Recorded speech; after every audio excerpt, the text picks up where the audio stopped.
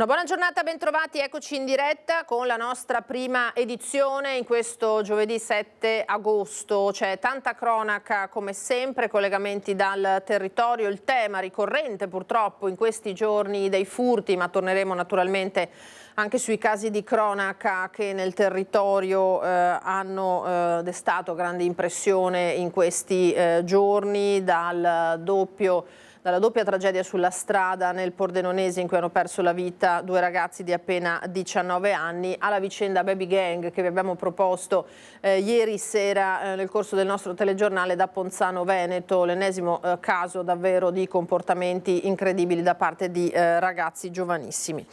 Siamo però già in diretta collegati da Breda di Piave, da Pero di Breda di Piave, con la nostra Daniela Sizia che si trova sul posto con Simone Merlo per l'ennesimo tentativo di furto che si è verificato nelle scorse ore. Daniela, buongiorno.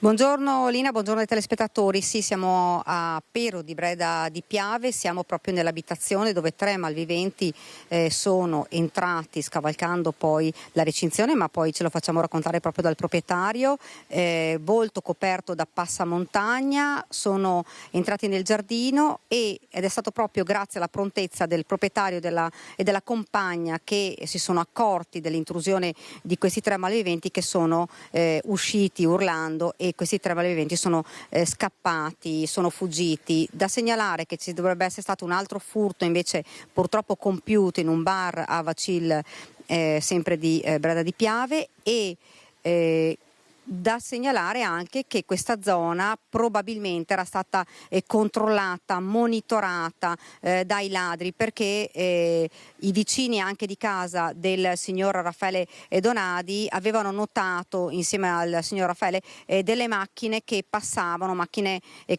lentamente lungo quella strada, probabilmente proprio per controllare la casa. Io sono proprio insieme al proprietario, intanto buongiorno. Buongiorno. Dunque ci spiega da dove sono entrati? Allora, due hanno saltato la rete a fianco del cancello, dietro la siepe, e l'altro invece è saltato dal pilastro, questo qua a sinistra. Sono entrati nel cortile, hanno fatto il giro del giardino, l'hanno presa un po' larga, si sono piazzati dietro la macchina e in quel momento si è accesa la luce delle telecamere e la mia compagna ha visto la luce accendersi e si è insospettita. Ha aperto il telefono e li ha visti praticamente. E in quel momento mi ha svegliato, lei ha chiamato i carabinieri, io sono uscito, ma quando hanno sentito il rumore della zanzariera sono scappati via praticamente. Ecco, fra l'altro non è la prima volta, perché qualche anno fa invece sono entrati e hanno fatto irruzioni in casa. Sì, 3 anni fa sono entrati e ci hanno preso roba, hanno fatto danni ai serramenti e hanno portato via cose di valore, insomma. Ecco, questo Lina nonostante le telecamere, nonostante tutti i sistemi di videosorveglianza sono entrati lo stesso, e fra l'altro voi insomma avete qui in casa anche degli ospiti, quindi eravate anche preoccupati. Certo, sì, ospiti con bambini, tra l'altro anche noi abbiamo una bambina di 11 anni, quindi anche per la nostra figlia sì, non è una cosa piacevole, insomma. Avete preso paura? Beh sì, tremava come una foglia la piccolina. Ecco, con noi è venuto anche il sindaco di Breda di Piave, Cristiano Mosole. Sindaco, i cittadini sono esasperati da questi continui furti? Sì. Innanzitutto buongiorno a tutti. Siamo tutti esasperati perché essendo il primo cittadino sono io il primo a essere esasperato, come lo sono tutti gli altri miei colleghi. È una piaga che sta purtroppo drammaticamente diventando normalità, ed è questo il problema, che in Italia quando le cose a un certo punto si normalizzano diventano quasi all'ordine del giorno e non ci si dà più peso. Invece quello che noi vorremmo è che si desse realmente peso, e io so che ripeto parole che vengono dette da anni, però è ora di dare gli strumenti alle forze dell'ordine per intervenire e soprattutto garantire che chi viene beccato a commettere reati di questo tipo, anche se non è entrato in casa ma ha violato la proprietà privata, paghi per quello che ha fatto. Anche perché è una violenza bella e buona, insomma, entrano e ti rubano, anche se non sei in casa, rubano proprio i tuoi ricordi, tutto quello a cui tu tieni. Assolutamente sì, ma già il fatto che siano entrati forzatamente senza creare danni, però hanno saltato un cancello, è una violazione della proprietà, violazione anche della persona, se vogliamo, perché ti senti toccato e dopo i giorni successivi, settimane successive, è difficile convivere con questa sensazione e quindi dobbiamo poter avere degli strumenti che ci permettano, e qua l'appello naturalmente è rivolto a chi fa le leggi, che possa finalmente, ripeto, dare strumenti per poter essere efficaci. Questo nonostante, Sindaco, tutti i vicini siano attenti, si guarda sempre alla casa dell'altro, però purtroppo questo non basta. Non basta, perché naturalmente noi chiediamo sempre, ma lo fanno, i miei concittadini lo fanno come tutti quanti, la massima attenzione, sanno perfettamente che basta pochissimo, quindi anche si va a prendere il pane, si deve chiudere tutto a chiave, chiudere il balcone, chiudere tutto. Viene fatto, ma scopriamo che in realtà, allora, se è il ladruncolo che tenta va bene, ma normalmente non fanno così, quindi sanno perfettamente come aprire le porte, sanno perfettamente come aggirare anche impianti di allarmi sofisticati, quindi stiamo parlando di professionisti e i professionisti meritano le sanzioni che rischiano, ma devono essere certe. Grazie Sindaco, ovviamente come vi diceva anche il proprietario della casa c'erano anche dei bambini, quindi capite insomma la paura che hanno avuto quando hanno visto che c'erano 3 intrusi in casa. Lei ci diceva: ho messo le telecamere, mi tocca mettere anche di più. Sì, per forza, perché è meglio controllare tutta la proprietà, perché può essere come in questo caso è stato un buon segnale di avviso, insomma, ci siamo salvati per le telecamere. Come dormirà stanotte? È un po' in ansia, perché bisogna sempre stare con le orecchie aperte e qualsiasi rumore può essere, sì, si fa sentire, insomma, anche qualsiasi piccolo rumore. Sindaco, un'ultima proprio domanda, l'appello ai cittadini è sempre quello: se vedete macchine sospette, abbiamo visto insomma che c'erano delle auto che chiamate comunque le forze dell'ordine? Assolutamente sì, è quello che ci chiedono le forze dell'ordine, si vede una targa, segnalare, loro faranno le verifiche naturalmente, poi è un'auto di qualcuno che sta cercando l'abitazione del parente, dell'amico che non vede danni, per carità, ma almeno abbiamo verificato, quindi non abbiate nessun tipo di timore, segnalate qualsiasi cosa vediate che possa destare sospetto. Grazie Sindaco, grazie davvero. Da Pero di Breda di Piave è tutto, la linea allo studio. Grazie a Daniela Sizia e Simone Merlo, grazie agli ospiti per queste testimonianze e naturalmente queste raccomandazioni che ha dato per l'ennesima volta il sindaco Cristiano Mosole. E poi ci sono i ladri acrobati come quello che ha preso di mira nel veneziano degli esercizi pubblici, dei locali, dei ristoranti tra Mestre e Martellago, entrando, scardinando le porte d'ingresso, finestre, persino passando dalla canna fumaria, pensate. Le 2 località, come detto, in cui ha colpito. Da Martellago ci colleghiamo in diretta proprio con il nostro collega Filippo Fois, che è sul posto, vedo già con un ospite. Filippo, a te, buongiorno. Buongiorno Lina, buongiorno ai telespettatori di Antenna 3. Il nostro ospite questa mattina è il sindaco di Martellago, Andrea Saccarola, col quale stavamo ripercorrendo un po' il tragitto di questo ladro acrobata che ha colpito in un locale, innanzitutto a Mestre, però proprio ai confini con il comune di Martellago. Il locale si chiama Stinger.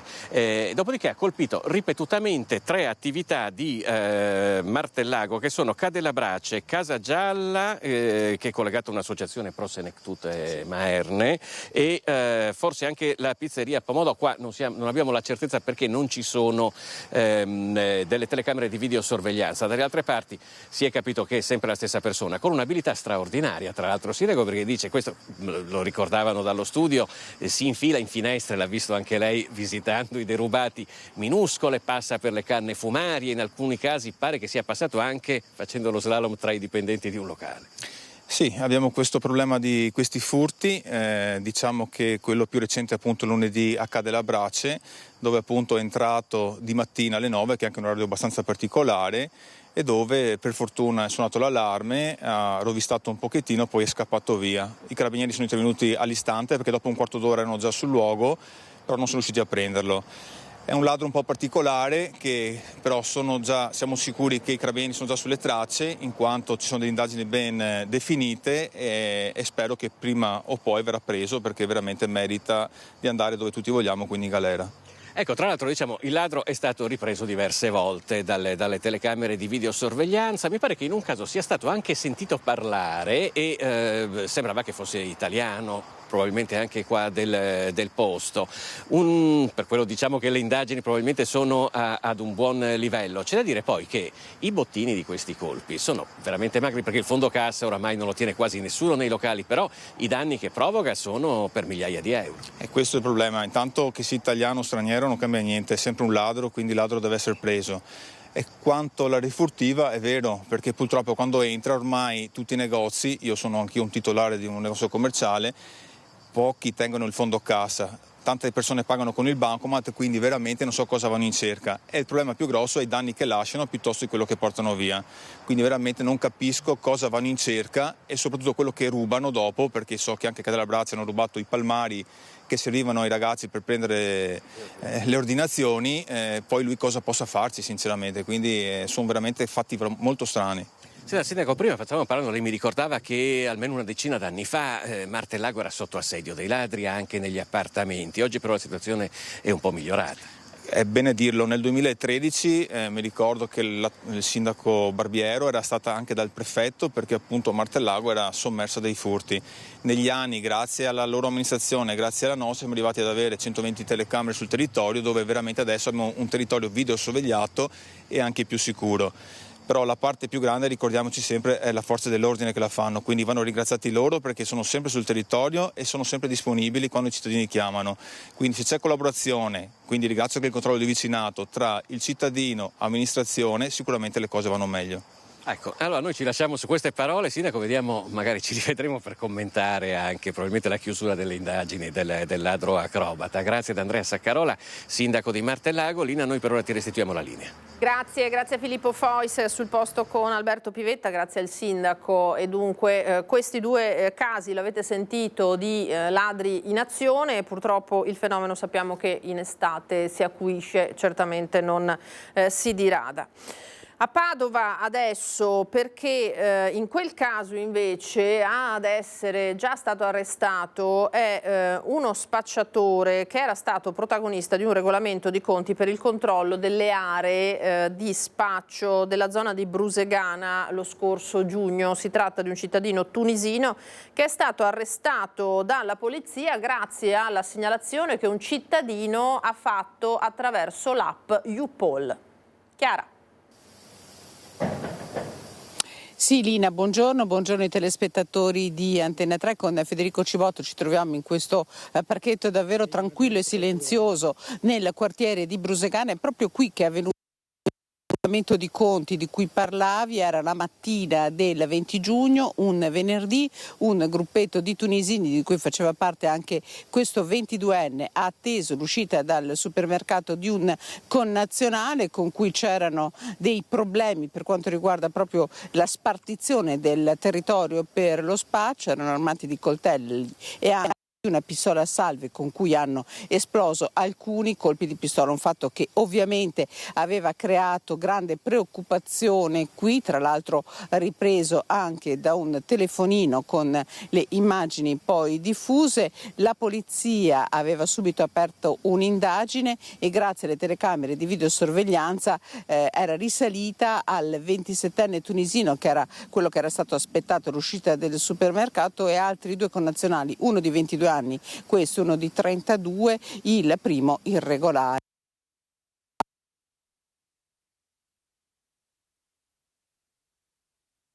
Qualche problema con la linea, con il collegamento da Padova? Per una rissa.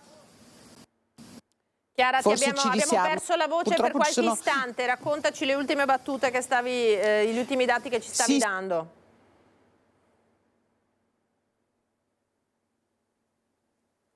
Mi senti?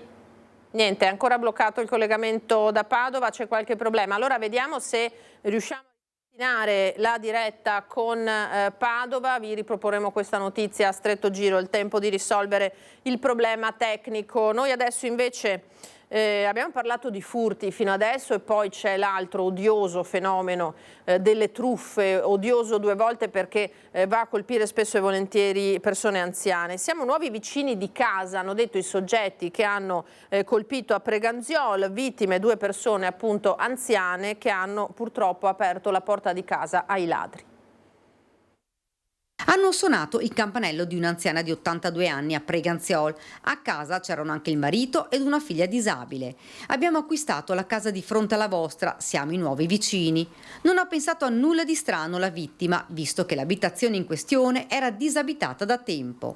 Ma in realtà ad entrare una coppia di ladri.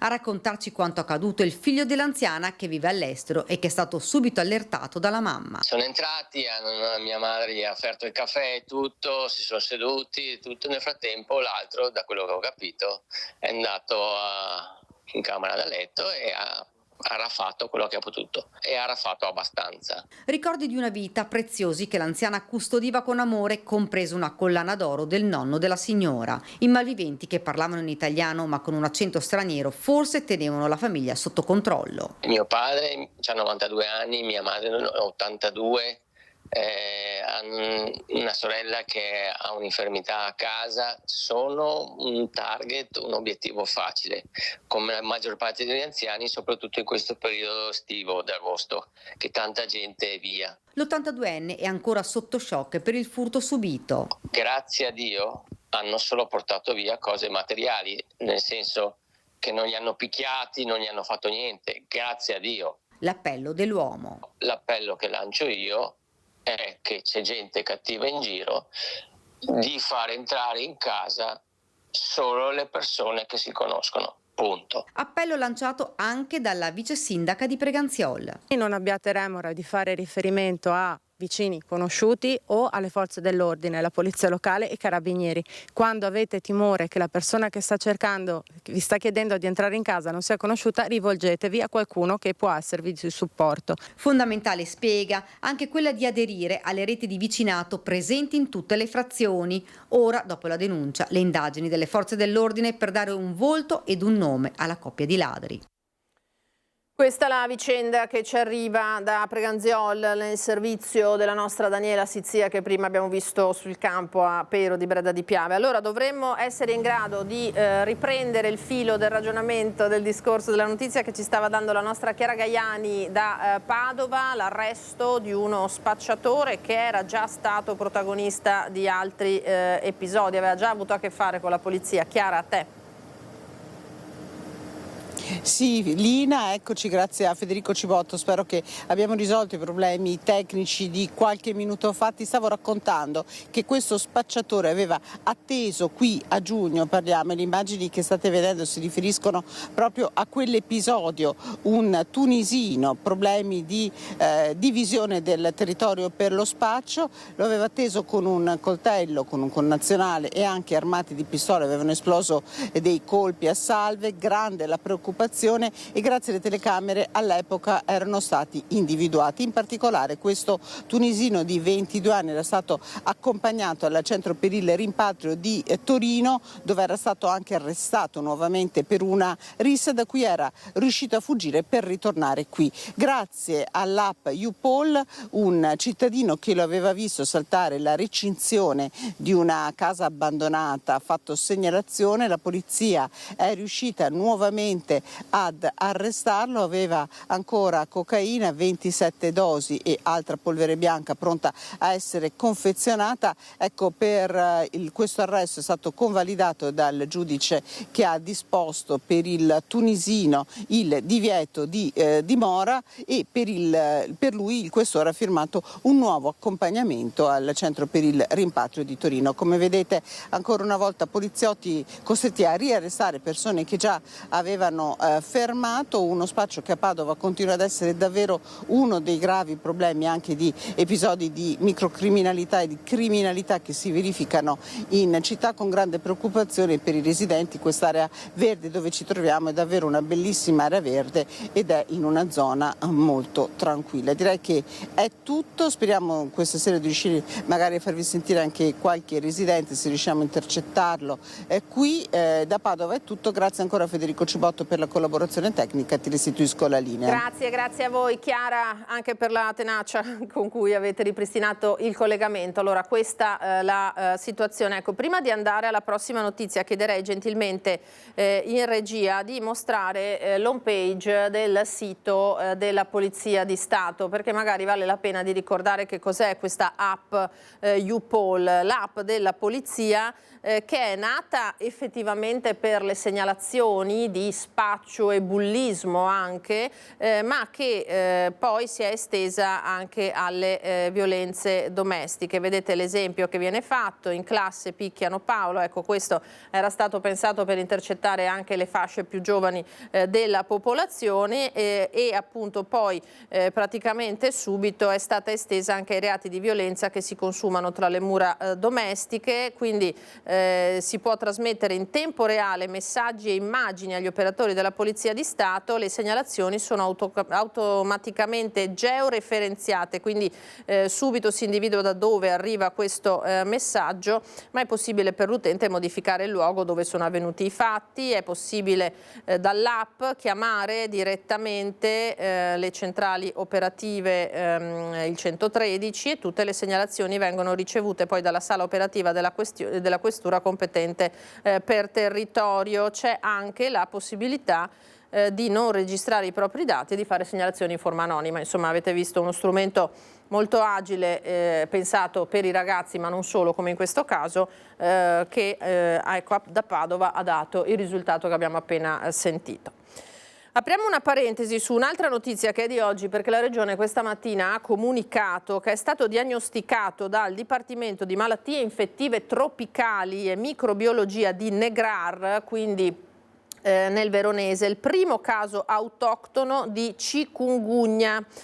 Virus chikungunya in una donna di 64 anni residente in una frazione del comune di Negrar di Valpolicella, senza storia di viaggi recenti in paesi in cui la malattia è endemica.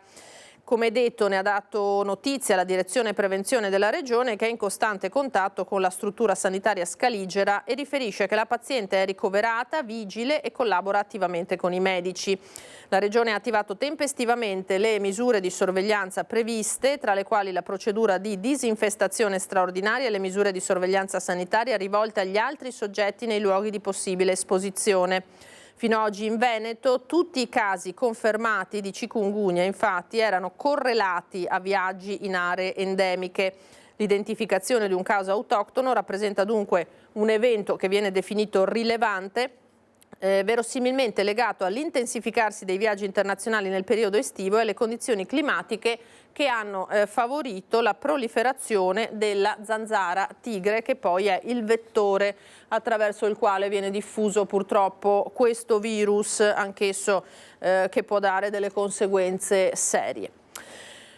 Torniamo a parlare di ragazzi, ve lo accennavo all'inizio della nostra trasmissione perché ieri la nostra Francesca Bozza ha dato notizia dell'ennesima scorribanda di una baby gang che imperversa a Ponzano Veneto. Da tempo, a quanto pare, questo gruppo di ragazzini si diverte a fare una cosa molto pericolosa: lanciare bottiglie d'acqua contro le auto in corsa. In un caso c'è stato un automobilista che si è fermato ed è stato aggredito con lo spray al peperoncino per averli rimproverati, pensate. Sentiamo ai nostri microfoni il suo racconto. Quando torno a casa da lavoro cerco di evitare la strada o di cercare, se sono in zona, per capire dove poter andare per non poterli incrociare. Sono passati alcuni giorni, ma lo shock è ancora vivo in questo ragazzo di Ponzano, vittima di un gruppo di ragazzini che da qualche settimana si diverte, si fa per dire, a lanciare bottiglie d'acqua contro le auto in corsa. Ma stavolta il gruppo, si tratterebbe di giovanissimi tra i 15 e i 20 anni, si è spinto ben oltre. È circa 00:30 e il 32enne sta rientrando a casa dal lavoro quando, all'altezza della chiesa di Merlengo, si imbatte nella baby gang. È che mi vedo lanciata nel bel mezzo del buio una bottiglietta d'acqua sul cristallo, mi fermo per verificare cosa fosse successo, sono sceso, ho chiesto ma cosa cavolo state facendo? E al secondo cosa cavolo state facendo non sono nemmeno più riuscita a finire la frase, in quanto sono stato travolto da questo spray, una bombola effettivamente, Lì nel mentre mi è sembrata addirittura grande quanto un mini estintore e che mi ha travolto con questo spray di peperoncino, il quale poi mi ha causato forti bruciori. A seguire da casa quanto sta succedendo la compagna dell'uomo con lui al telefono in quel momento. Ho chiesto a lui se avevano colpito con qualcosa, se avrebbero sparato, accoltellato, perché non ti viene mai in mente una roba del genere. E lì, quando sono uscita dalla terrazza di casa, ho sentito le sue urla. Dopo essere stato investito dalla sostanza urticante, il 32enne distinto si volta in auto a una bottiglietta d'acqua che si rovescia sul viso, letteralmente in fiamme. Non riuscivo più a vedere nulla. Io sono arrivata a casa urlando, sì, tenendomi aperti gli occhi con una mano e guidando con l'altra. Ho lasciato la macchina in mezzo alla strada, mi sono buttato letteralmente a terra nell'asfalto urlando. Sono arrivato a, possiamo dire, a gomiti fino al giardino. La vittima è costretta a rivolgersi al pronto soccorso per le cure del caso. Il bruciore continuerà anche nei giorni successivi. Ma il solo lancio dell'acqua avrebbe potuto avere conseguenze ben più gravi. Se il 32enne avesse avuto il finestrino aperto, avrebbe potuto perdere il controllo della sua auto. Sono diverse segnaletiche. Murette, di conseguenza sì, cioè basta un attimo, specialmente così al buio di notte. Superato il dolore fisico, resta ora quello psicologico, più difficile da guarire. La paura di uscire di casa, la paura per i propri familiari. L'ha segnata questa vicenda? È un'ansia costante, veramente un'ansia costante. Davvero incredibile, avete sentito la testimonianza raccolta da Francesca Bozza e sempre Francesca ha sentito anche il sindaco di Ponzano Veneto, Antonello Baseggio. Non sarebbe un caso isolato quello accaduto a questo 32enne, sono diverse le segnalazioni di lanci di bottiglie contro le auto in corsa, potrebbero essere gli stessi ragazzi che bivaccano per notti intere nei parchi cittadini.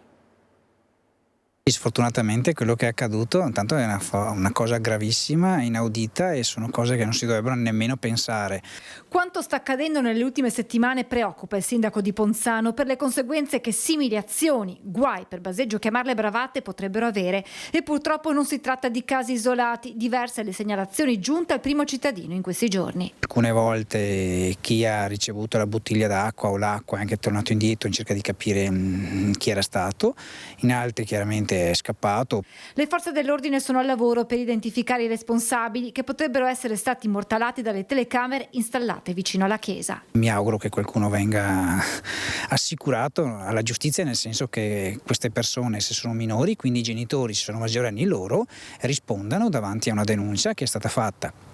E noi recentemente, tra l'altro, abbiamo anche censito alcuni gruppi di ragazzi che frequentano in ore notturne i parchi, dove tra l'altro è anche divieto il bivacco. Se poi questi nomi coincideranno, insomma, noi in un certo senso già potremo sapere chi è stato. Quello che si vuole capire infatti è se i responsabili di questi episodi sono gli stessi che bivaccano per notti intere nei giardini comunali tra alcol e urla. L'ultimo episodio segnalato sabato scorso, protagonista una decina di giovanissimi. Facevano chiasso, però si vedeva che erano alterati. Uno sicuramente era ubriaco, era sostenuto da sotto le braccia da altri due, a petto nudo. Dopo verso le 7:30 se ne sono andati. Hanno lasciato il disastro, una spazzatura a non finire. E sono probabilmente quelli che poi si macchiano di episodi così che secondo loro probabilmente sembreranno anche simpatici e comici, in realtà sono preoccupanti, perché questo ragazzo poteva capitare di perdere il controllo, di sbattere.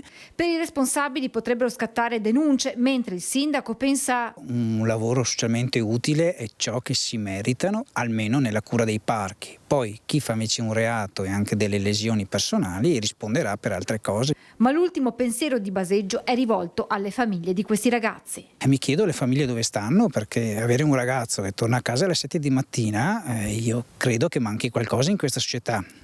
Anche la fiducia, e forse bisogna cominciare anche a non fidarsi totalmente dei propri figli. Quello che sta accadendo in questa comunità, probabilmente anche nelle altre, come avviene a Treviso, è drammatico, pericoloso, e dobbiamo agire come società. Nel frattempo proseguono le ricerche di un 17enne scomparso da Tarso, si tratta di Vittorio Bez, non si hanno più notizie di questo ragazzo dal 25 luglio scorso. La denuncia di scomparsa è stata presentata ai carabinieri di Jesolo. Il ragazzo è alto circa 1,80 m, di corporatura magra e carnagione chiara, capelli corti castani e occhi castani. Chiunque avvisti l'interessato possa riferire degli elementi utili a rintracciarlo, dal momento che, come detto, le ricerche sono attualmente in corso, è pregato di contattare il 112. Abbiamo sentito parlare di parchi anche con il sindaco Baseggio. A Mussolente atti vandalici nuovamente al parco e anche la sindaca Bontorin appoggia in questo caso il progetto del controllo di vicinato. Dopo gli ultimi episodi che vi abbiamo raccontato nei nostri TG con protagonisti ragazzini che hanno minacciato una coppia di residenti a Cassola, il sindaco Stangerlin ha annunciato il prossimo avvio dei controlli di vicinato per cercare di arginare un fenomeno che sta dilagando in tutta l'area del Bassanese. Tra i comuni coinvolti da atti vandalici a opera soprattutto di giovanissimi, anche Mussolente, dove nei giorni scorsi i soliti ignoti hanno tentato di danneggiare il nuovo parco giochi appena inaugurato. Abbiamo trovato una delle nuove giostrine con un tentativo di manomissione. Per fortuna niente di grave, siamo riusciti a risolvere in breve tempo, però davvero mi chiedo cosa porti questi ragazzi ad andare a togliere i bulloni da un certo tipo di giostrine, che poi se un bambino si fa male andrò in cerca dei responsabili. C'è molta preoccupazione da parte di chi amministra i nostri comuni, ci conferma Bontorin. Ci dobbiamo interrogare perché questi giovani vengono portati a fare un certo tipo di atteggiamenti. E un progetto di controlli di vicinato potrebbe davvero venire incontro al lavoro che stanno portando avanti amministratori e forze dell'ordine. È già da qualche anno che parliamo di controllo di vicinato a Mussolente. Qualche anno fa avevamo anche già inviato la preadesione alla prefettura, poi purtroppo tutto si era un po' fermato. Da quest'anno insieme al vice sindaco Feronato abbiamo ripreso in mano la questione, ci stiamo sentendo con la prefettura per riattivare tutta quella che è la parte burocratica, perché sappiamo di avere dei cittadini che già si sono messi a disposizione. Un bel progetto che ci permette di tenere monitorato in maniera maggiore il nostro territorio, soprattutto nelle zone che sappiamo essere più calde, sia appunto per vandalismi, per gang di ragazzi che girano per il nostro territorio, ma anche per i furti, penso al periodo invernale, quindi davvero un ottimo strumento che anche le forze dell'ordine, penso alla nostra polizia locale, ma anche i carabinieri della stazione di Romano appoggiano a pieno. Ci fermiamo adesso per qualche minuto di pubblicità, torneremo tra poco con altra cronaca dal territorio.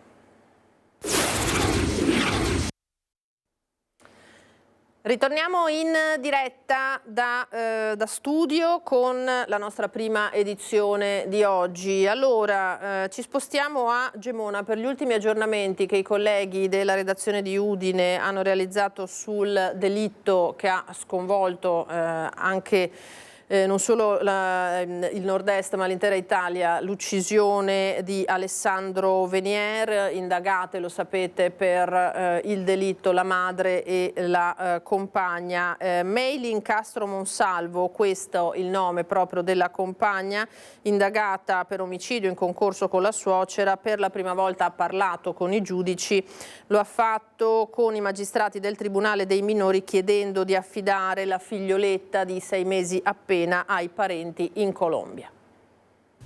Da Venezia, dove si trova in custodia cautelare attenuata dopo il trasferimento disposto dal giudice per le indagini preliminari, Meilin Castro Monsalvo finalmente parla, ma lo fa solo per chiedere ai giudici del Tribunale per i minori di Trieste di affidare sua figlia di 6 mesi ai parenti in Colombia. Nessuna dichiarazione sulla contestazione di omicidio volontario pluriaggravato del compagno Alessandro Venier, fatta dalla Procura di Udine sulla base delle dichiarazioni della rea confessa Lorena Venier e di altri gravi indizi nei confronti della trentenne colombiana. Questa mattina i giudici del Tribunale minorile hanno incontrato Meilin alla presenza dell'avvocato difensore Francesco De Carlo, che segue la parte penale con la collega Federica Tosel, e l'avvocato Katia Aris dello studio Tosel, specializzata in diritto di famiglia, che segue invece la parte relativa a Meilin in quanto mamma di una minore e garantire la tutela dei diritti della figlia e della stessa mamma. Meilin ha chiesto di affidare la bambina ai parenti che vivono in Colombia. Il tribunale farà le sue valutazioni sulla richiesta della donna. Intanto la bambina al momento rimane affidata ai servizi sociali del comune di Gemona. Prossimamente Federica Tosel e Francesco De Carlo andranno a Venezia per parlare con la donna e avere la sua versione dei fatti. Finora tutto si basa su quanto ha raccontato ai magistrati la suocera Lorena. La nostra priorità in questo momento è che Meilin stia meglio per poi affrontare con lei il resto, ha riferito l'avvocato Tosel.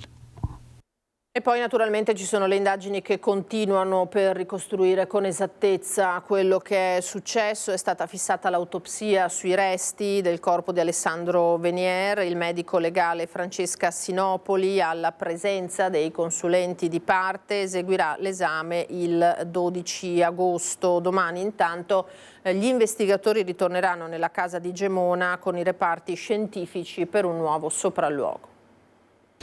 Venerdì 8 agosto gli investigatori torneranno nella casa di Via dei Lotti a Gemona, dove si è consumato il delitto di Alessandro Venier e l'occultamento del cadavere, sezionato in 3 parti, messo in un bidone dell'immondizia e ricoperto di calce. Lorena Venier, mamma della vittima, e Meilin Castro Monsalvo, la compagna, sono indagate per omicidio volontario pluriaggravato dalla premeditazione, dall'aver commesso il fatto in presenza di una minore in casa, la bambina di 6 mesi, figlia della coppia, e dal legame con la vittima. Contestati anche il vilipendio e l'occultamento di cadavere. Gli investigatori dovranno cercare riscontri al racconto fatto da Lorena Venier, finora unica a parlare con il sostituto procuratore Giorgio Minillo e poi con il giudice per le indagini preliminari Maria Rosa Persico. Lorena ha raccontato tutte le fasi dell'omicidio, del depezzamento e dell'occultamento del corpo. I reparti scientifici cercheranno di ricostruire la scena del delitto e dare al magistrato le risposte che possano permettere di confermare le circostanze descritte dalla donna. La procura intanto ha fissato anche la data dell'autopsia, che si farà il 12 agosto. Ad eseguire l'esame sui resti di Venier sarà la dottoressa Francesca Sinopoli, che a sua volta si avvarrà per la parte tossicologica del dottor Riccardo Addobbati. Le parti hanno nominato i loro consulenti di fiducia. Per Lorena Venier l'avvocato Giovanni Denardo ha affidato l'incarico al dottor Massimiliano Manzutti, mentre sarà Lorenzo Desinan a partecipare su incarico di Federica Tosel e Francesco De Carlo per Meilin Castro Monsalvo. E l'autopsia è stata disposta anche per chiarire gli ultimi momenti di un'altra morte, quella di Niccolò Martini, il 34enne che è stato trovato ormai privo di vita nell'abitazione in fiamme a Montebelluna un paio di giorni fa. Si sta cercando di capire come sia scaturito quel rogo e non si esclude la pista dolosa. Non sarebbe stato un mozzicone di sigaretta a sviluppare il grave incendio divampato al primo piano della casa di via Colmoschin, dove ha perso la vita Niccolò Martini, 34 anni. Si attendono gli esiti degli accertamenti eseguiti dai vigili del fuoco per capire cosa possa aver provocato il rogo. Per ora nulla viene escluso, nemmeno la matrice dolosa. L'uomo, di origine russa, era stato trovato senza vita a terra in una camera da letto al piano superiore. Forse ha tentato di alzarsi, ma le esalazioni del fumo lo hanno stordito e poi portato alla morte. La procura di Treviso ha disposto l'autopsia sul corpo del 34enne che verrà eseguita dall'anatomopatologa Gabriella Franchetti nella giornata di venerdì. Tanti punti che dovranno essere chiariti. Niccolò era entrato abusivamente nella casa, senza fissa dimora, aveva bisogno di un tetto. Da qualche tempo trovava giacigli di fortuna nei casolari abbandonati, fino a quando è entrato in questa casa, chiusa da anni dopo la morte dei proprietari. Adottato da bambino, aveva vissuto prima a Montebelluna, poi a Pederobba. Si era sposato ed aveva avuto una bimba, ma la sua vita è cambiata. Qualche lavoretto occasionale, nulla di più, senza fissa dimora, nessuna certezza. In via Colmoschin, in mattinata, l'incendio che non gli ha lasciato scampo ad allertare i soccorsi, i residenti che hanno visto le fiamme uscire dalla finestra. Sul posto, oltre ai vigili del fuoco, anche i carabinieri. La casa è stata chiusa e posta sotto sequestro, le pareti annerite dal fumo, i mobili distrutti dalle fiamme. A lato, in giardino, una bicicletta sembra appoggiata lì di recente, forse proprio da Niccolò. Quella zona lui la conosceva bene perché da piccolo ci aveva vissuto vissuto. In questo periodo i cittadini erano tornati a vederlo camminare. Quando qualcuno gli chiedeva cosa facesse lì, lui rispondeva che passeggiava o che stava andando a lavoro. Furtivamente invece entrava in quella casa e chiudeva quella porta che lo isolava dal mondo. Nessuno l'ha aiutato, dice un amico, ed è morto solo in quella casetta che un tempo era ben curata, dove vivevano madre e figlio, diventata alla loro morte uno stabile disabitato e abbandonato, e dove Nicolò aveva trovato rifugio. Questa è la vicenda di Montebelluna, ma la cronaca di questi giorni è davvero costellata di fatti gravissimi, come la morte sul lavoro di 2 operai egiziani in una fossa biologica a Santa Maria di Sala. Contatti tra prefettura e autorità consolari per il rientro delle salme in Egitto. Prima però, anche in questo caso, si dovrà attendere l'esame dei corpi per definire con esattezza quel che è successo. La prefettura di Venezia sarebbe in contatto costante con le autorità consolari egiziane per organizzare il rientro in Egitto delle salme di Abdou Mustafa Ziad, 21 anni, e Sayed Hamad Mahmoud, 39, i 2 operai morti sul lavoro a Santa Maria di Sala, e continuare ad offrire assistenza alle rispettive famiglie. Mentre nel frattempo si attende a breve un incontro ufficiale tra rappresentanti della comunità egiziana, sindacati e istituzioni locali. Quando andrà dal prefetto adesso? Ancora la convocazione non è arrivata. Resterà da gestire la questione dell'arrivo dei familiari qui e saranno a Milano. Sì, questo è un tema che verrà gestito da altre autorità e vedremo come sarà.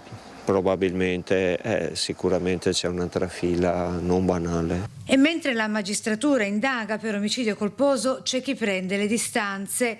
I 2 operai non avevano mai seguito alcun corso per l'edilizia sulla sicurezza sul lavoro, così nell'unico comunicato stampa della cooperativa Un Mondo di Gioia, dove da qualche mese i 2 operai defunti erano ospiti. Certamente non l'hanno seguito con noi, dice Sandro Morin, direttore dell'ente bilaterale Veneto per la sicurezza in edilizia, che aggiunge: proprio la scorsa settimana abbiamo formato 6 richiedenti asilo della stessa cooperativa di Milano. Non entro nel merito del caso, la magistratura indaga, dico solo che anche la formazione che abbiamo fatto ad altri 6 ragazzi è una formazione generale e specifica per entrare in cantiere. Deve essere fatta una formazione che è riferita alla mansione che vai a svolgere. Chi lavora in situazioni di ambienti confinati come possono essere le fosse biologiche deve fare una formazione specifica per gli ambienti confinati, che è stata ulteriormente tra l'altro riempita di contenuti proprio nel nuovo accordo Conferenza Stato-Regioni per la formazione e per la sicurezza.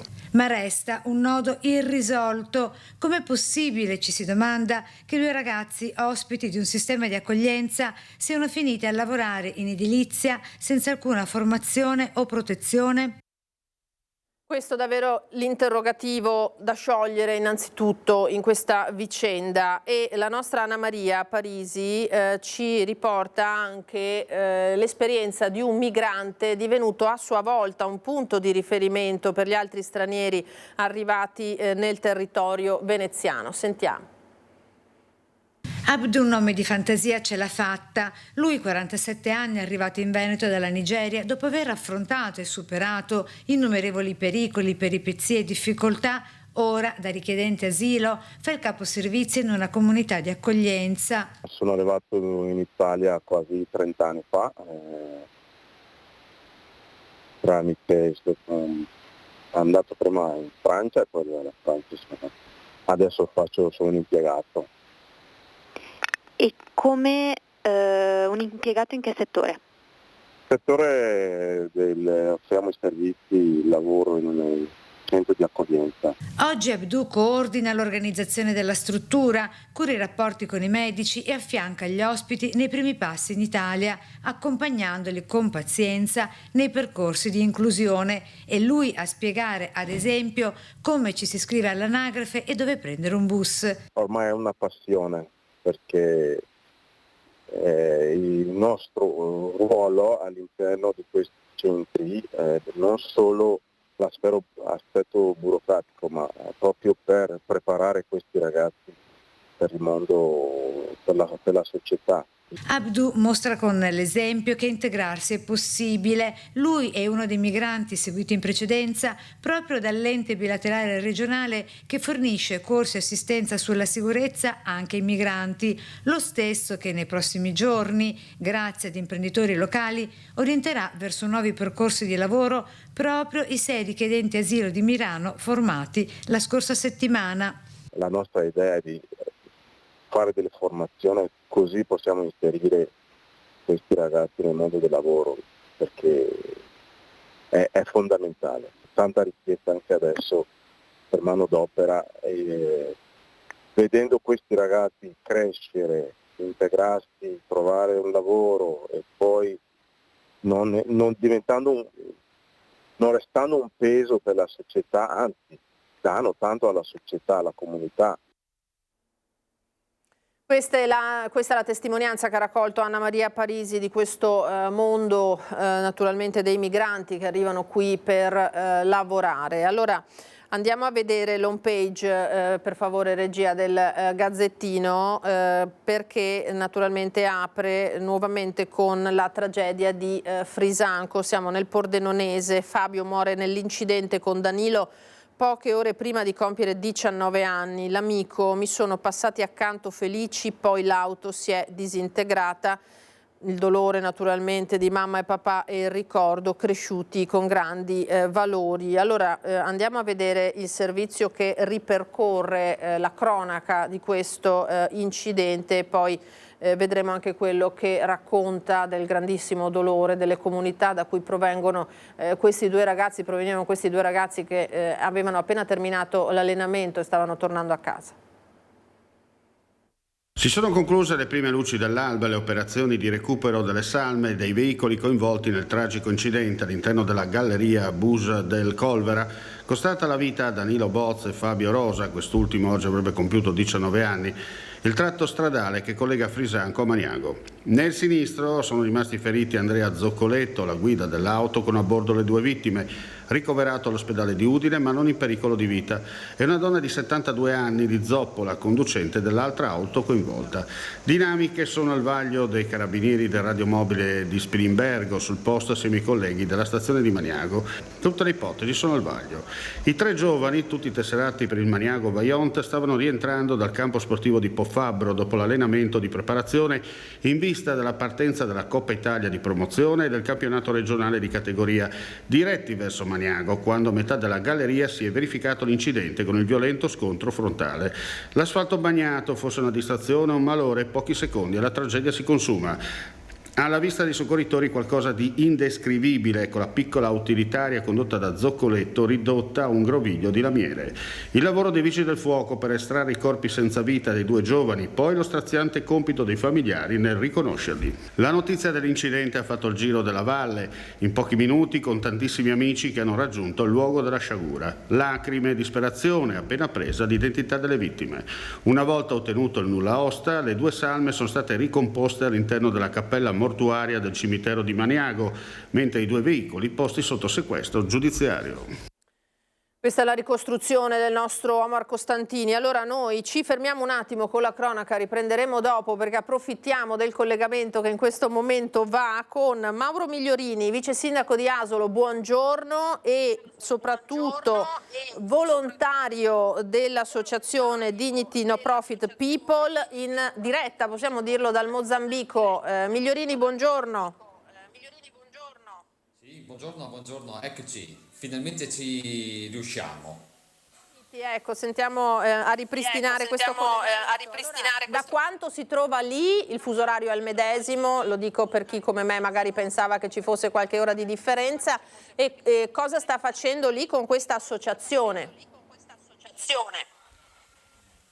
Allora, mi trovo qui nella provincia di Tete, che è nel nord-occidente del Mozambico, da 10 giorni, insieme ad altre persone, a Stefania dalla provincia di Reggio Emilia, a Emanuela da Roma, a Sonia da Roma e a un'altra nostra collaboratrice dalla provincia di Napoli, anche se attualmente vive a Roma.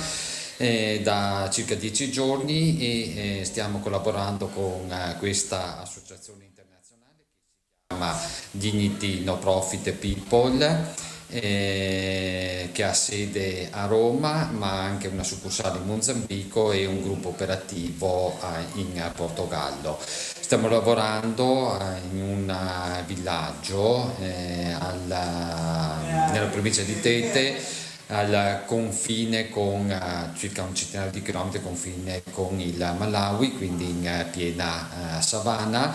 L'associazione si occupa prevalentemente di formazione dei bambini piccoli, ma anche di alimentare questi bambini che vengono nella scuola, come pure anche di educazione sanitaria, educazione alimentare, educazione anche agricola, perché il progetto è partito 2 anni fa con la piantagione di 200 papaie, oggi sono quasi 600 papaie che danno la possibilità di essere vendute, nello stesso tempo un alimento ricco di vitamine e oligoelementi che diventa per questa popolazione che, come vedete dall'immagine, uno dei principali mancanze è l'accesso all'acqua. Se pensiamo che ci sono dei pozzi che vengono scavati qua e là all'interno dei villaggi, ma nello stesso tempo in alcune zone di questi luoghi l'accesso all'acqua non è garantito e devono accedere scavando delle vere e proprie buche all'interno del letto di ciò che resta di fiumi per poter avere un po' di acqua. Ecco, Migliorini, ricordiamolo, lei di lavoro fa l'operatore del SUEM 118, quindi già insomma, la sua professione la porta all'aiuto dell'altro. Abbiamo una curiosità, cioè ha scelto di trascorrere le sue ferie così lì in Mozambico? Sì, è una scelta di trascorrere le ferie qui, di dedicare parte del mio tempo insieme a questo gruppo di persone, alcune delle quali le conoscevo, altre ci siamo diventati amici nel corso di questi giorni. E poi è stato anche un piacere poter rappresentare anche la mia città, perché Asolo, insieme ad altre associazioni del territorio dell'Asolano, ha contribuito anche economicamente a sostenere parte del progetto nel campo sportivo, con la costruzione di un campo di basket che stiamo portando avanti, ma anche cercando di aiutare la piccola comunità cattolica del posto con la costruzione di una chiesa che è stata inaugurata in questi giorni con il vescovo di Tete. Ecco, e c'è modo anche dal territorio eventualmente di aiutare, di contribuire a quello che si sta facendo lì? Sì, allora un modo diretto, bellissimo secondo me, anche in questo caso ringrazio il presidente della Virtus Bologna, dottor Massimo Zanetti, che ha accolto l'invito di fare una partita amichevole del Virtus Bologna con la Scherigera Verona ad Asolo, nel nuovo Pala Asolo, e l'intero ricavato sarà devoluto a sostenere e a completare la costruzione del campo di basket. Ecco, il basket perché? Perché è lo sport nazionale, ma nello stesso tempo, essendo uno sport amato dai bambini, permette di portare i bambini, i fanciulli, i ragazzi all'interno della comunità, potergli dare un'educazione, fargli imparare a leggere, a scrivere, a fare dei conti e allo stesso tempo garantirgli un pasto al giorno. Altro modo è quello di entrare nel sito di Dignity No Profit People e vedere se ci sono dei progetti che le persone possono piacere. Quindi sarà possibile assistere a questa bella partita di basket, tra l'altro tra realtà importanti. Ripetiamo la data e l'orario, Migliorini. Sì, allora, mercoledì 3 settembre alle ore 18 al Pala Asolo ad Asolo. Benissimo, senta, non approfittiamo tanto perché vediamo che qui la linea è un po' ballerina. La ringraziamo di questo contributo, è un'esperienza che consiglierebbe anche ad altri? È un'esperienza di cooperazione e collaborazione internazionale meravigliosa.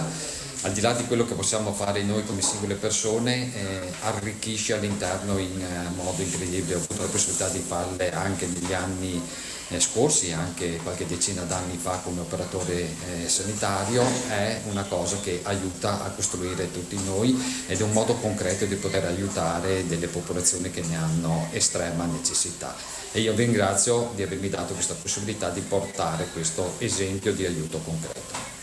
Quindi tra l'altro che lei ha postato nei social, le foto sono bellissime di questi bambini, per cui l'abbiamo fatto molto volentieri, perché davvero c'è grande tenerezza, ma si vede che c'è anche grande impegno per dar loro una mano. Grazie allora a Mauro Migliorini, vice sindaco di Asolo, operatore del SUEM 118, volontario in questo caso, direttamente dal Mozambico. Le auguriamo buon lavoro e un buon rientro per quando sarà. Grazie ancora. Grazie a voi. Grazie. Allora, in regia io ringrazio Andrea Basso, Tommaso Migotto. Direi che potremmo fermarci nuovamente, andare in pubblicità e poi riprendere con la cronaca dopo questo bel racconto di impegno sociale, civile, di cooperazione che ci ha portato dal Mozambico Mauro Migliorini. A tra poco. Ritorniamo in diretta da studio, eccoci con la prima edizione. Allora, l'avete sentito, tanta cronaca, ma anche questa bella testimonianza che abbiamo appena dato dal Mozambico del vice sindaco di Asolo e operatore del SUEM 118 Mauro Migliorini, che ha scelto di trascorrere le sue ferie per contribuire a portare avanti un progetto a favore di una comunità appunto in Mozambico. Allora, i giorni che verranno saranno caratterizzati da un grande caldo. L'ANSA ci fa sapere che nel corso dei prossimi 10 giorni il caldo sull'Italia si farà addirittura rovente. I meteorologi segnalano l'arrivo di un anticiclone africano con temperature fino a 40 gradi all'ombra su gran parte della penisola, valori di caldo estremo, anche perché naturalmente le giornate hanno cominciato ad accorciarsi, siamo ad agosto e l'estate è proprio nel suo pieno. Riguarderà principalmente il centro Italia, appunto questa punta di alte temperature, ma almeno fino a Ferragosto e qualche giorno in più dopo Ferragosto il caldo intenso ci accompagnerà. E poi c'è l'altro fronte, quello dell'acqua, che naturalmente quando fa caldo è necessaria, e proprio in queste giornate di caldo crescente è stato vietato l'utilizzo dell'acqua dell'acquedotto ad Arzignano, siamo nel Vicentino, e in alcune vie di Montorso. Acqua a scopo potabile parliamo, in via precauzionale in seguito alle analisi dell'ULS 8. Si attende l'esito in giornata dei nuovi accertamenti che sono in corso. La presenza nella rete di alcuni parametri microbiologici in valori superiori ai limiti ha portato i comuni di Arzignano e Montorso ad emettere un divieto dell'uso dell'acqua a scopi potabili. Una misura precauzionale, viene precisato, scattata ieri pomeriggio in seguito alle analisi effettuate dall'ULS 8 Berica su un campione d'acqua prelevato dal serbatoio Poiaracca. I comuni di Arzignano e Montorso Vicentino hanno quindi emanato un'ordinanza che vieta l'utilizzo dell'acqua in tutta Arzignano e in alcune vie di Montorso a scopo potabile per la produzione di alimenti e per gli usi domestici. Nell'ordinanza si invita la popolazione ad utilizzare esclusivamente acqua in bottiglia per l'approvvigionamento di acqua potabile. La misura è temporanea, viene specificato, e adottata in via cautelativa. Intanto si attende in giornata l'esito delle nuove analisi. E poi ci sarà anche chi naturalmente approfitterà del Piave per rinfrescarsi. Su questo fronte, lo ricordiamo anche noi, massima cautela dopo quello che è già successo quest'estate. Ci sono stati 2 decessi purtroppo per annegamento, un terzo per il Masso, che siamo all'NTI, ve lo ricorderete, ha schiacciato una ragazzina di appena 15 anni che era salita con altre amiche sui massi, e poi ci sono stati anche dei principi di annegamento. Ieri in provincia a Treviso è stato presentato l'accordo di collaborazione con le associazioni ittico-venatorie del territorio delle sentinelle che lungo il Piave già operano naturalmente nei rispettivi settori, pesca e caccia, ma che sono state incaricate anche di fare informazione tra i bagnanti sui pericoli del Piave, che tra l'altro pericoli che interessano anche altri corsi d'acqua, perché dai pescatori è arrivata la notizia che c'è chi si tuffa anche nel Sile. Sentiamo. Abbiamo trovato dei ragazzi che facevano i tuffi nella zona di Silea dal muraglione dei vecchi silos abbandonati. Non solo il Piave, anche nel Sile ci sono ragazzi che si tuffano senza considerare la pericolosità del fiume, ricco in questo caso di alghe che possono intralciare il ritorno in superficie. Lo spunto arriva dalla FIPSAS, la Federazione Italiana Pesca Sportiva, una delle associazioni ittico-venatorie a cui la provincia ha chiesto di collaborare alla campagna di sensibilizzazione sui rischi del Piave dopo l'annegamento il 18 giugno a Fagarè di un 21enne e quello di una bambina di 9 anni 10 giorni dopo a Pederobba. Ma anche dopo il tragico incidente occorso a metà luglio a Lentiai nel Bellunese a una quindicenne rimasta schiacciata da un masso. I fiumi non sono balneabili, la norma è chiara, ma Ferragosto è alle porte, come pure il caldo intenso, e ogni contributo può essere prezioso per evitare nuovi drammi. Di avere queste risorse che pattugliano fra virgolette il Piave e che passino un messaggio di sensibilizzazione ci sembra essere un veicolo da poter sfruttare. Dopo gli input lanciati dalla prefettura, cartellonistica, kit salvavita, un altro tassello per mettere in guardia la popolazione dai rischi del fiume. A questo scopo è stato realizzato anche un video in italiano e inglese diffuso innanzitutto via social.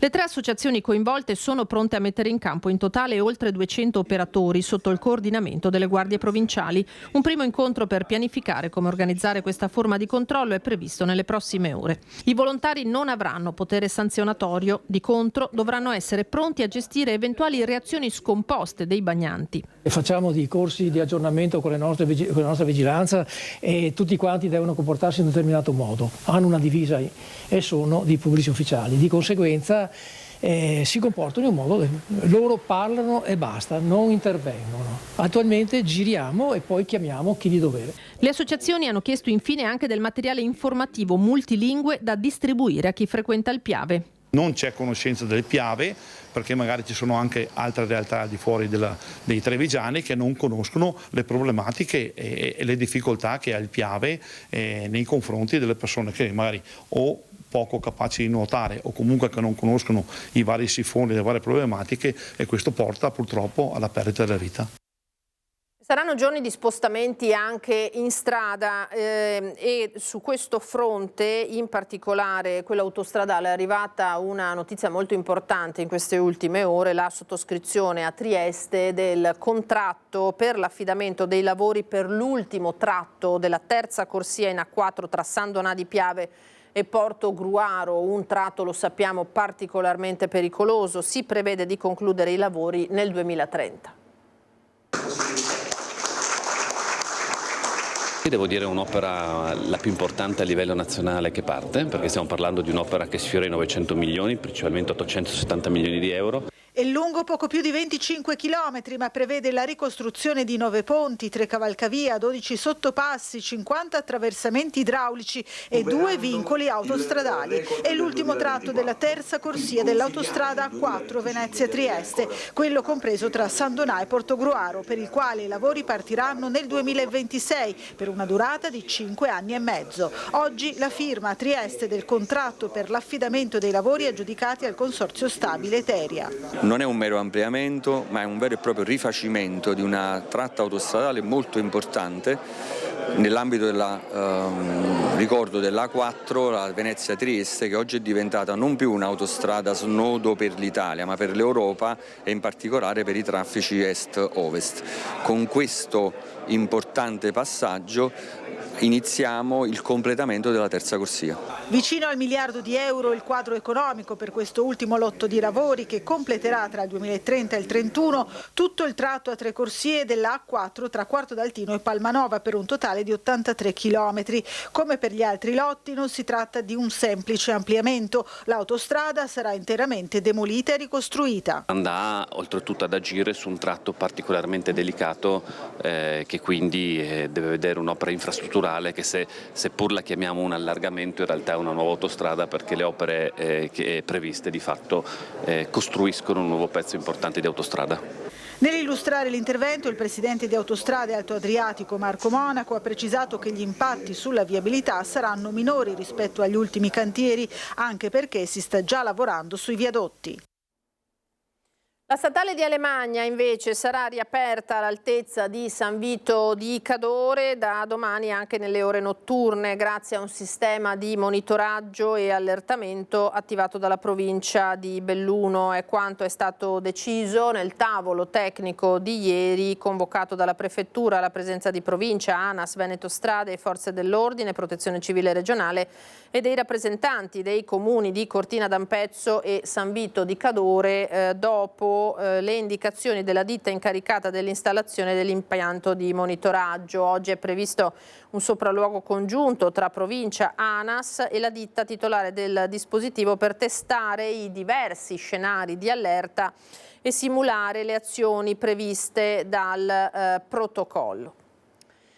Naturalmente un territorio che in tanti visitano, anche stranieri, quello del nostro Veneto in queste settimane di ferie. Una delle zone naturalmente più battute è quella del Monte Grappa, con la visita al Sacrario di Cima Grappa, dove però fa cattiva mostra di sé un muretto crollato da mesi proprio all'ossario del Grappa, che crea indignazione con gli alpini dell'ANA che dicono siamo pronti a intervenire. Ci sono luoghi che sono dentro il cuore dei veneti e degli italiani, luoghi che sono pagine di storia, luoghi che sono essi stessi, storie di uomini, storie di soldati, storie di figli caduti per la patria. Questo posto è l'ossario di Cima Grappa, l'ossario della nostra storia. E poi ci sono immagini che fanno male al cuore, che rattristano, che indignano, come le immagini di quel muro crollato che si incontra lungo la strada che dalla caserma a Milano porta in cima all'ossario. Un muro franato tanti mesi fa e che è ancora lì a fare brutta mostra di sé, in un luogo sacro, in un luogo del cuore. Domenica non è passato inosservato alle genti venete arrivate in Cima Grappa per la tradizionale cerimonia. Non è certamente passato inosservato a Roberto Frison, grande appassionato di montagna e profondamente innamorato del Monte Grappa e della nostra storia. Vedere quel muretto a terra ancora dopo 1 anno e mezzo rattrista. E se il problema è la burocrazia, questa stride completamente con i valori che rappresenta quel luogo, con la forza propulsiva e la disponibilità dei volontari. Rendiamo onore ai nostri caduti sistemando quel muretto. Rendere onore ai caduti sistemando il muro crollato, questo l'appello alle istituzioni che si occupano dell'ossario, mentre gli alpini dell'ANA Monte Grappa si dicono disponibili ad intervenire anche subito. Sappiamo che abbiamo questo problema al Sacrario Cima Grappa, con questo muretto che è franato parzialmente, che porta dalla caserma Milano al Sacrario. Indubbiamente è un disguido che porta un po' di problematiche.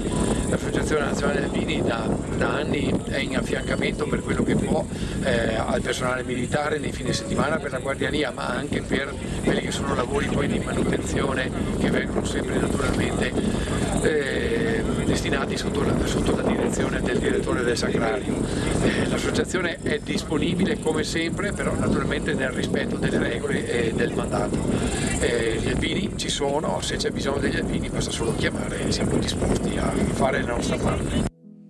Come sempre dunque alpini disponibili a intervenire, alpini in prima linea. Allora abbiamo detto Ferragosto alle porte, tanti spostamenti, ma siamo andati a sentire le voci dei bassanesi che a quanto pare per questo Ferragosto non temono tanto traffico o prezzi alti, preferiscono però comunque rimanere a casa in questa settimana clou naturalmente delle vacanze estive, qualche gita in montagna, abbiamo visto il Grappa all'estero, ma anche l'attesa di vacanze che hanno fissato principalmente dopo il Ferragosto. Sentiamoli. Cosa farete la prossima settimana, quella di Ferragosto, a casa o i pendolari magari in montagna? In linea di massima penso qualche giorno di ferie in qualche piccolo borgo, perché io amo i borghi piccoli, storici. Da tempo frequento i piccoli borghi, soffro un po' le città importanti e quindi ecco preferisco i piccoli borghi. No, proprio lavoro la prossima settimana qui, Ci sarà poca gente però al mercato. Niente, hai capito? Via morto qua, altri qua, piazza qua, lavoro qua, niente. Non vado in ferie, perché ho avuto dei problemi, sì che non vado in ferie. Qualche giorno magari, dalla mattina alla sera? Sicuramente, qualche giorno sì. E dove potrebbe andare? In montagna? No, al mare. Il lavoro. Per scelta o? Per scelta, sì. Ho le ferie più avanti. Neanche un giorno magari da pendolare? No. Tutta la settimana a casa? A lavoro, resto in città. Come mai? Sono già stata in ferie. Farà magari un giorno da pendolare? Escursioni in montagna eventualmente. Paura un po' del traffico magari che ci può essere lungo la Val Brembana? Dipende in che zone uno va, ma per andare sul Grappa non credo che ci siano problemi di traffico. Rimango a casa perché ho già fatto 10 giorni in montagna, adesso farò la settimana qua e dopo Ferragosto vediamo se andiamo al mare o meno. Per la settimana di Ferragosto cosa farà?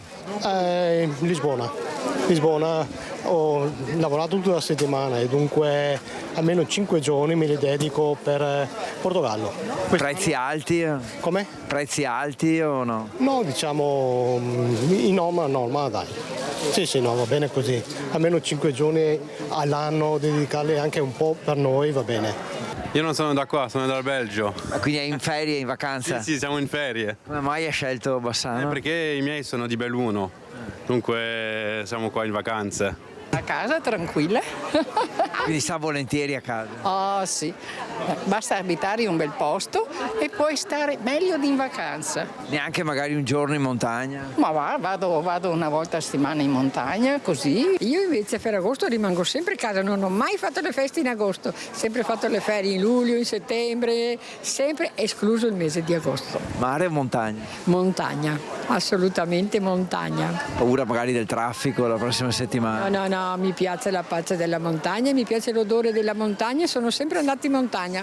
Da giovane ho sempre fatto le ferrate anche in montagna. Vede cosa mi è successo? Non si vede, ma ce l'ho, ho un ascesso. Sono sotto antibiotici, per cui insomma non... Preferisci magari un giorno dalla mattina alla sera? Un giorno sì, ma comunque si sta bene anche a Bassano. Sono arrivato oggi in vacanza, giriamo un po' il Veneto, un po' il Friuli e via. Come scegliete le località?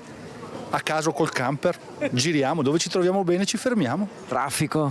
Pochissimo oggi a venire su. Dalla prossima settimana forse? Un pochettino di più, però staremo fermi settimana prossima a questo punto qua.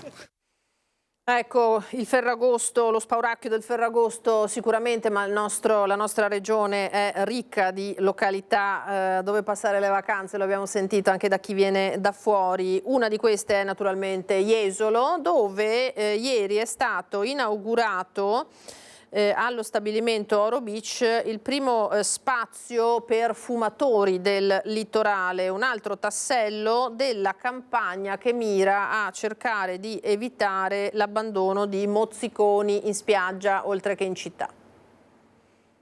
Ulteriore tassello in un ragionamento che stiamo portando avanti sul tema del fumo in spiaggia. L'abbiamo iniziato con il divieto di fumo in battigia previsto per quest'anno con un occhio all'ambiente. Aperta ufficialmente all'interno dello stabilimento balneario Oro Beach la prima smoking area del litorale di Jesolo. È un'iniziativa che ci sta particolarmente a cuore perché unisce due dei valori cardine di Jesolo Turismo, innovazione e sostenibilità, che sono anche i valori che stanno ispirando il rinnovamento dei nostri stabilimenti balneari. Un progetto che rientra nel più grande obiettivo della città di mare, quello della sensibilizzazione contro l'abbandono di mozziconi in spiaggia. Purtroppo l'abbandono di mozziconi è ancora una pratica molto diffusa e vorremmo che scomparisse, e con un occhio alla vivibilità, quindi alla possibilità per tutti gli utenti della spiaggia di vivere in serenità i momenti di relax. Quindi con la nostra partecipata Jesolo Turismo abbiamo allestito questa che è un'area smoking che permette alle persone che desiderano fumare di farlo con socialità in un ambiente accogliente e anche generando un ulteriore plus che è il riciclo dei mozziconi. Oltre a regalare minuti di relax in un contesto dedicato, permette anche ai nostri ospiti di fare del bene all'ambiente grazie alla possibilità di riciclare i mozziconi di sigaretta attraverso la colonnina di Resig. Questi mozziconi di sigaretta daranno infatti vita a nuovi materiali plastici. Soddisfazione dunque per il primo progetto per rendere la spiaggia un luogo smoking free. Contestualmente a questo, il Comune di Jesolo ha presentato anche una campagna di comunicazione e informazione relativa all'introduzione del divieto di fumo lungo la battigia, provvedimento entrato in vigore a maggio 2025. Iniziative che rientrano all'interno della campagna comunicativa Jesolo Respect. Una serie di norme di buon comportamento per chi visita la nostra città appunto sul tema del fumo, ma che potrà avere altre declinazioni su tanti altri temi nel prossimo futuro.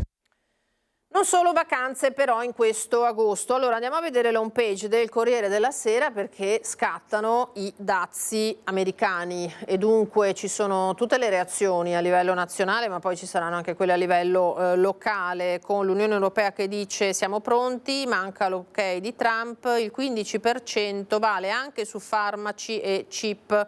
E la Svizzera invece frena sull'acquisto dei nuovi F-35, per cui ci sono molti scenari che si stanno aprendo con l'effettiva entrata in vigore dei dazi più volte annunciati, poi rinviati dal presidente americano Donald Trump, che ora entrano invece in vigore, con il Corriere della Sera che fa un focus sulle tariffe nel mondo paese per paese, Brasile e India al 50%, e una mappa su questo tema. Naturalmente è una estate anche di ormai campagna elettorale in vista delle elezioni regionali di novembre, con le grandi manovre che continuano all'interno del centrodestra, che ancora non ha espresso il nome del candidato presidente. Fratelli d'Italia non abbandona l'obiettivo di essere il partito che fornirà proprio il candidato della coalizione. Nella Lega tiene banco invece il no di Giampaolo Bottacin all'autocandidatura per il Consiglio. Io credo che il capitano di una nave debba essere sempre a disposizione del partito, quindi se il partito riterrà opportuno che io sia presente nelle liste di Fratelli d'Italia, io ci sono sempre pronto. Manca solo l'ufficialità per il presidente provinciale di Fratelli d'Italia in rampa di lancio per le regionali nella squadra trevigiana dei meloniani, così come stanno per essere messe nero su bianco le liste in tutte le province. Il partito di Giorgia Meloni scalpita e non vuole abbandonare il sogno della guida di Palazzo Balbi. Così, se tutti gli indizi di questi giorni sembrano portare alla Lega, il numero 1 del partito nella Marca si dice ancora fiducioso, anche per i tempi. Io credo che il tempo, che ci vuole per fare una scelta così importante servirà poi a governare uniti e soprattutto a dare risposte ai cittadini, per cui manca credo davvero poco, è questione di qualche settimana. Il nome farà da effetto domino anche per la composizione di un'eventuale giunta in caso di vittoria. Quanti assessori meloniani dovrebbero far parte della squadra? Non è una questione di numeri, io non mi occupo di fare risico e di bandierine, io credo che in base ai risultati elettorali poi tutte le forze di centrodestra avranno un importante riconoscimento, per cui l'obiettivo è quello di lavorare sui programmi, sulle idee, sulle proposte, sulle persone. Il giorno dopo, in base ai risultati, ogni partito, sono sicuro, avrà soddisfazione. Soddisfazione non è la parola giusta invece per un pezzo da 90 della Lega come Giampaolo Bottaccin, campione di preferenze con l'11% raccolto nel 2020, ma da almeno 2 anni in rotta con i vertici e con l'area salviniana del partito. Nel carroccio in queste ore tiene banco la sua mancata autocandidatura a consigliere, l'unico fra gli assessori della giunta Zaia a non presentare il modulo al regionale. Una scelta che non preclude comunque una chiamata per Palazzo Ferrofini, e sta proprio qui il punto. Chiaro il messaggio ai vertici regionali, Alberto Stefani in primis. Spetta a lui decidere se la Lega lo ritiene un valore aggiunto, vede la voce consenso ma anche risultati, tra i quali l'autonomia idroelettrica, gli oltre 2 miliardi ottenuti per le opere di difesa del suolo, le leggi su protezione civile e cave. Altrimenti non è improbabile che a Bottaccin si guardi intorno. Le sirene di Forza Italia sono sempre state molto forti e costanti. Se non è un out-out, poco ci manca. Partito Democratico che sta sciogliendo le riserve anche su alcuni dei nomi della lista elettorale in vista delle regionali, lista a sostegno naturalmente del candidato, in questo caso già scelto, Giovanni Manildo. Spiccano Vanessa Camani, attuale capogruppo in Consiglio regionale, e il vice sindaco di Padova, Andrea Michalizzi. Per noi, per il Partito Democratico, per il centro-sinistra, per Giovanni Manildo, le elezioni regionali sono una cosa seria. Vedendo il dibattito che fanno quelli del centrodestra, infatti, più che un appuntamento fondamentale per la democrazia della nostra regione, per i diritti e i doveri dei cittadini del Veneto, sembra un accordicchio, una spartizione di poltrone che devono arrangiarsi a fare a Roma. Noi invece, l'abbiamo detto fino all'inizio, per noi questo è un appuntamento fondamentale. È diretta Vanessa Camani, noi siamo pronti, dice, e il PD Veneto lancia la sua sfida per le regionali del prossimo autunno. Dopo la direzione provinciale del partito a Padova, ecco i nomi dei candidati che sosterranno la corsa di Giovanni Manildo. Sono stati decisi infatti 8 dei 9 nomi che comporranno le liste provinciali per il Partito Democratico Padovano. Oltre alla capogruppo uscente Vanessa Camani, anche il vice sindaco e assessore Andrea Michalizzi. Mi candido alle elezioni regionali, ringrazio chi mi ha sostenuto e incoraggiato in questa scelta. Lo faccio perché dalla regione si possono fare tante cose importanti per il nostro territorio, per la nostra città e per la nostra provincia. A scendere in campo, oltre ai 2 big, anche la segretaria provinciale ed ex sindaca di Rubano, Sabrina Doni, legata all'area cattolica del partito. Anche un altro ex sindaco sarà presente in lista. Si tratta di Luciano Sguotti, già primo cittadino di Conselve. Non solo amministratori locali però, perché presente in lista anche Virginia Libero, 28 anni, per 7, rappresentante degli studenti in Senato accademico. Intanto noi abbiamo scelto di tentare di fare una lista competitiva raccogliendo le migliori energie e risorse del partito e anche vicino esterne al partito, perché fa parte degli impegni che ci siamo presi, cioè fare una lista che racconti la complessità, la pluralità della nostra comunità politica. Ognuno farà la sua corsa. L'unico dubbio che ora resta è la data delle elezioni, che secondo rumors potrebbero essere il 16 o il 23 novembre prossimi. Mentre gli altri non ci dicono ancora quando si voterà, noi siamo pronti. Abbiamo il nostro candidato presidente che ha unito una coalizione molto ampia di centrosinistra. In questi giorni si stanno completando anche le liste nelle circoscrizioni provinciali e per quanto riguarda Padova ho l'orgoglio, l'onere anche di rappresentare e guidare la lista del Partito Democratico nella città di Padova e nella sua provincia.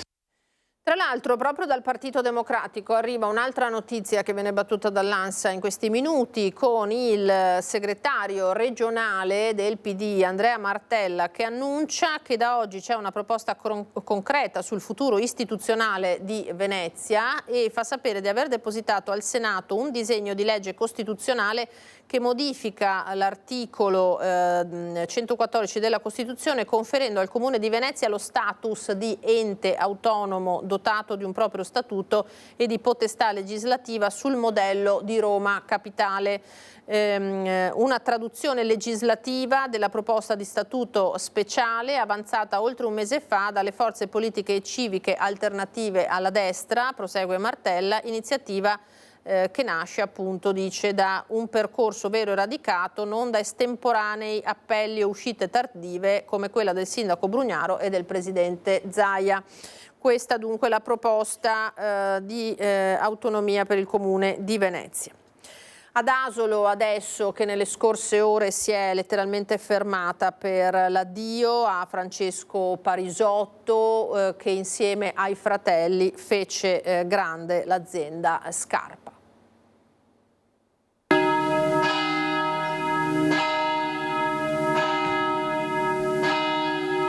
La chiesa gremita di familiari, parenti, amici, dipendenti e alpini. Quello di Francesco Parisotto ad Asolo è stato l'ultimo saluto ad un uomo stimato e benvoluto da tutta una comunità che si è stretta attorno ad un imprenditore illuminato e concreto, che ha stretto relazioni profonde e fatto conoscere ed espandere un territorio in tutto il mondo. Mio nonno è stato un uomo giusto, saggio, corretto con tutti, senza eccezioni.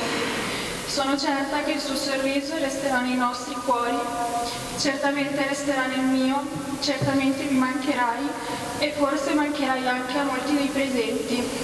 Uomini come te hanno scritto la storia industriale del nostro paese. Come nonno hai scritto nel mio cuore la strada per una vita buona, quella che da domani mi piacerebbe scrivere. Grazie, nonno Checco. Un uomo partito da zero, da Coste di Maser, dove era nato, che insieme ai fratelli Luigi e Antonio prima e ai figli Cristina e Sandro poi, ha dato vita ad un'impresa di caratura internazionale alla quale è rimasto legato fino all'ultimo. Oltre all'imprenditore e al maestro, resterà nel nostro cuore anche l'uomo.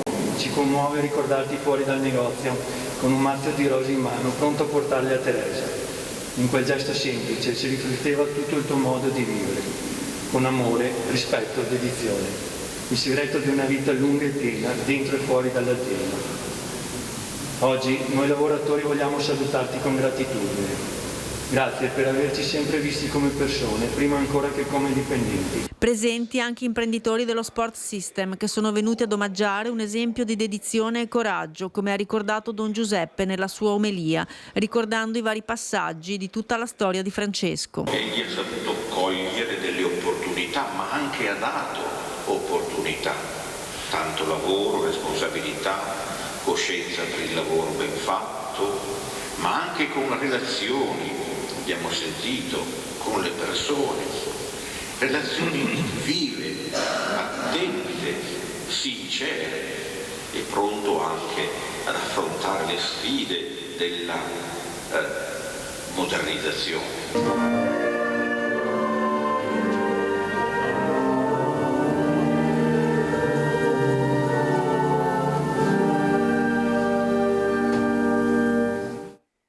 Il tempo a nostra disposizione è terminato, a me non rimane che ricordarvi che dopo di noi ci sarà come sempre il cinema con una pellicola davvero imperdibile, Il giorno della civetta di Damiano Damiani.